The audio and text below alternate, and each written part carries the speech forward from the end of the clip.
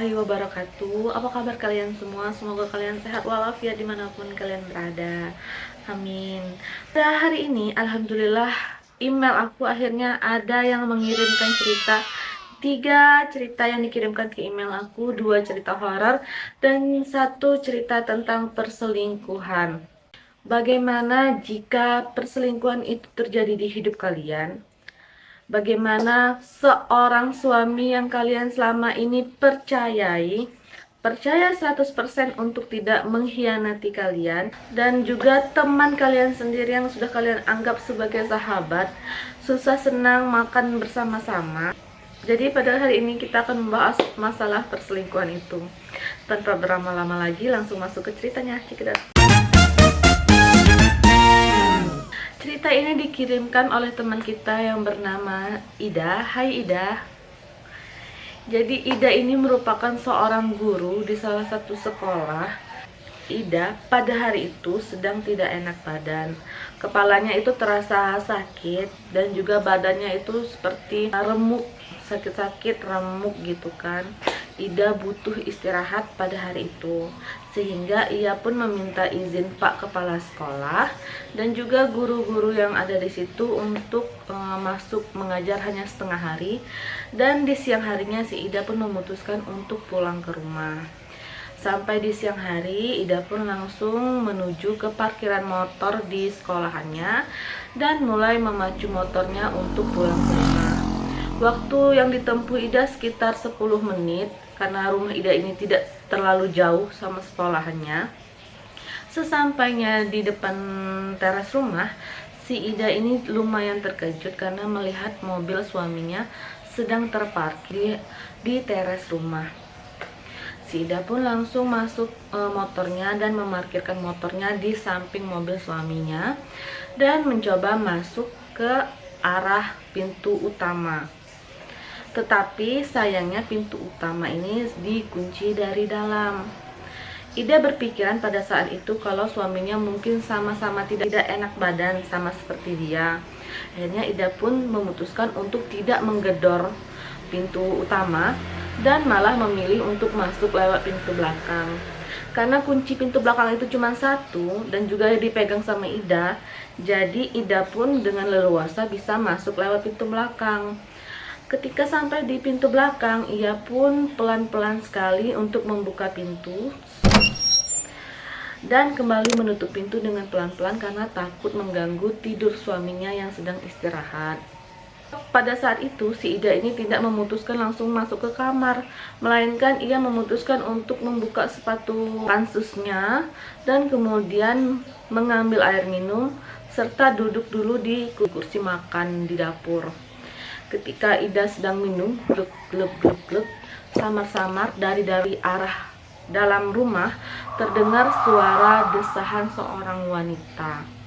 Si Ida yang lumayan kaget karena mendengar suara desahan wanita, langsung meletakkan gelasnya dan berjalan menuju ke arah desahan itu. Sesampainya di depan pintu kamar, si Ida pun melihat ke arah pintu utama dan dia melihat sepatu suaminya serta ada juga sendal wanita lain yang ia sepertinya sering nih melihat sendal wanita ini tapi lupa sendal siapa. Akhirnya si Ida pun memutuskan untuk langsung masuk ke kamar. Dia langsung membuka pintu kamar. Untungnya pada saat itu pintu kamar tidak dikunci. Dan Ida pun terkejut, kaget melihat suaminya sedang tidak menggunakan sehelai benang pun dengan seorang wanita. Wanita ini bukannya Ida tidak kenal, melainkan wanita ini merupakan teman Ida yang sudah Ida anggap sebagai sahabat sendiri, keluarga.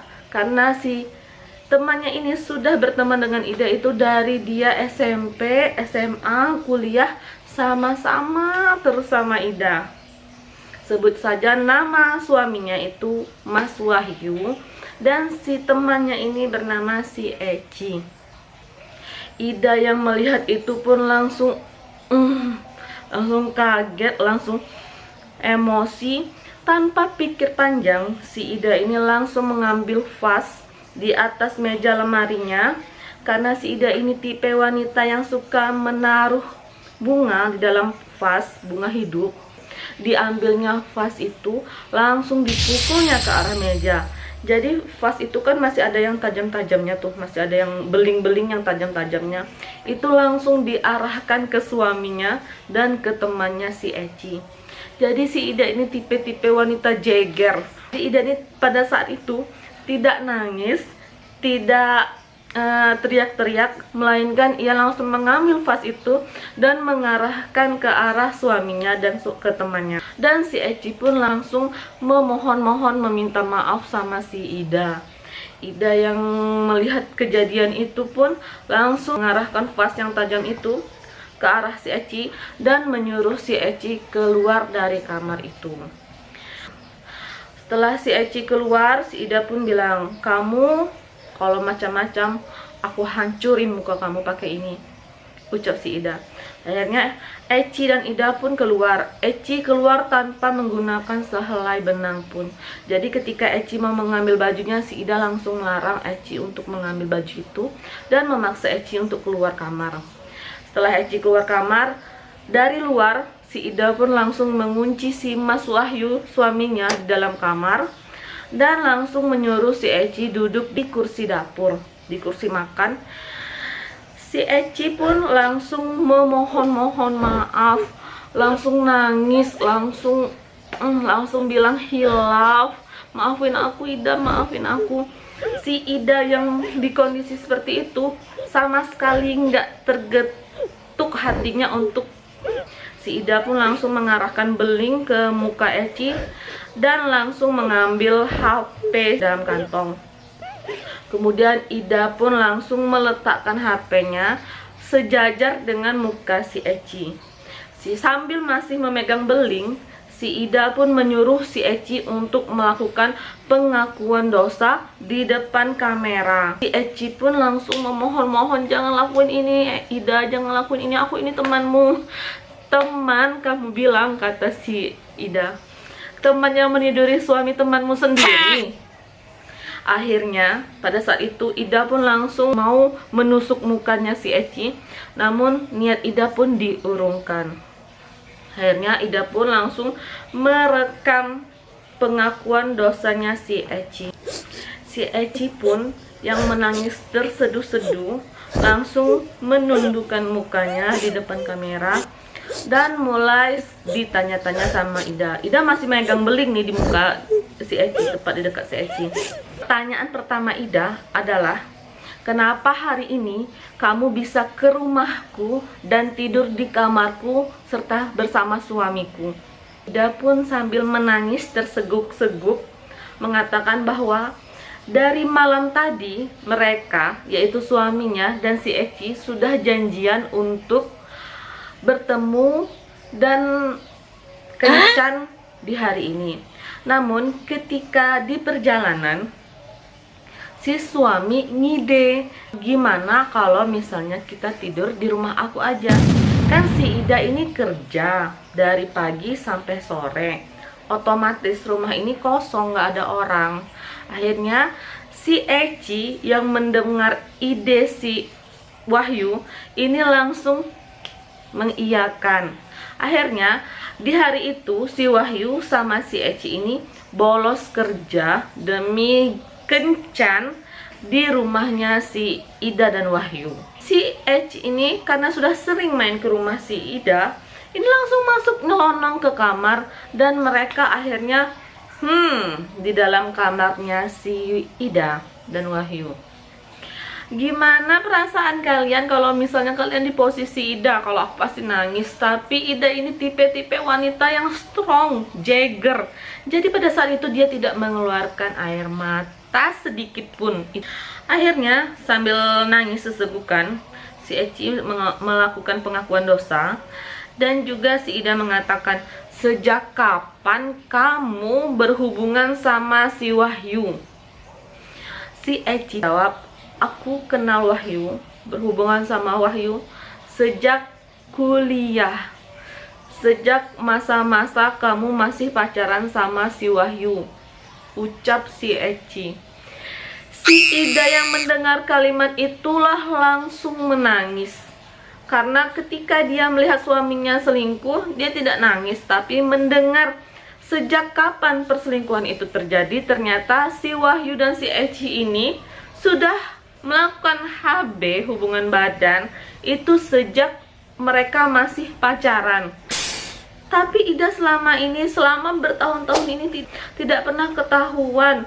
Karena si Wahyu dan si Eci kalau ngobrol, yaitu seperti ngobrol biasa. Akhirnya ketika selesai pengakuan dosa itu, si Eci pun langsung memohon maaf di kakinya Ida. Si Ida pun langsung mengunci Eci di rumahnya.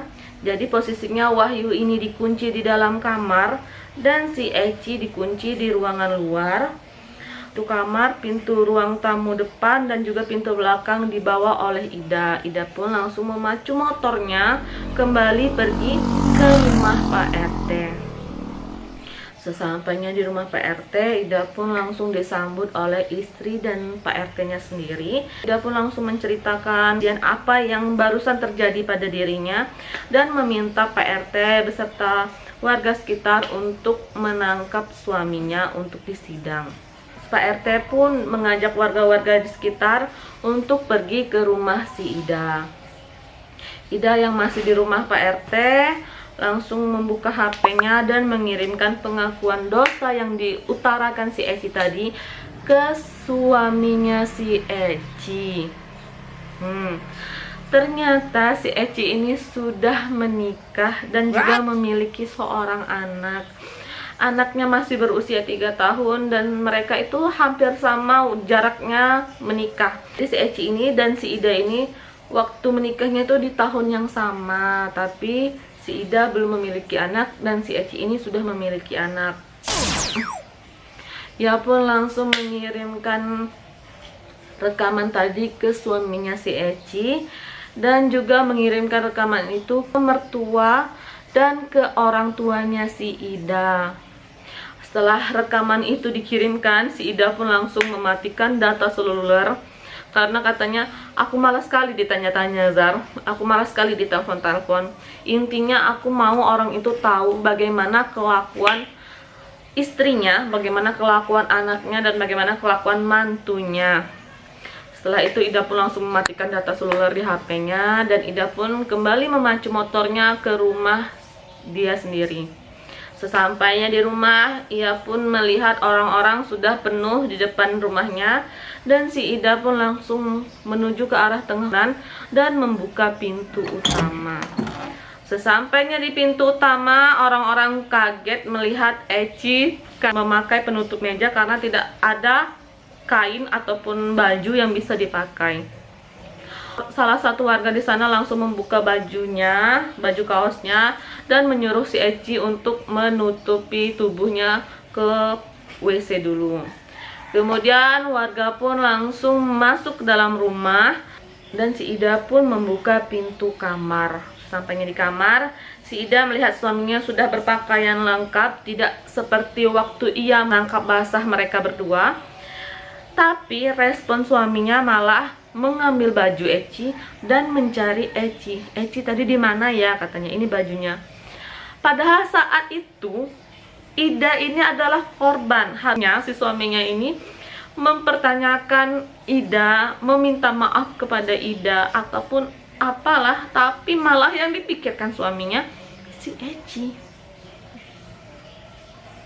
Kemudian Eci pun dipaksa keluar oleh warga dari dalam WC memakai celana yang diberikan oleh si Wahyu. Masih kondisinya di rumah Ida, tidak berapa lama setelah penangkapan oleh warga itu, si suaminya Eci datang menggunakan langsung masuk ke dalam rumah. Ia cukup shock melihat video pengakuan dosa Eci yang dikirimkan Ida. Si suami pun menonjok muka si Wahyu. Padahal posisinya di sini ini bukan Wahyu aja yang salah, Eci dan Wahyu itu sama-sama salah. Akhirnya karena tidak mau menambah keributan, 4 dari mereka ini, yaitu si Wahyu, si Eci, suaminya Eci, dan Ida, ini disuruh ke rumah PRT untuk sidang. Di sidang intinya akhirnya PRT menyuruh si Wahyu dan si Eci ini untuk cuci kampung karena mereka sudah melakukan zina di kampung itu. Suaminya Eci malah melontarkan kalimat talak cerai ke arah si Eci kalau si Eci ini sudah berselingkuh dengan si Wahyu ini dari mereka kuliah. Serta dari kejadian itu si Ida pun memutuskan untuk pisah rumah. Jadi si Ida ini pulang ke rumah orang tuanya dan menggugat si Wahyu. Serta dari kejadian itu jadi si Eci ini cerai bersama suaminya dan si Ida ini juga cerai ujung-ujungnya dengan suaminya.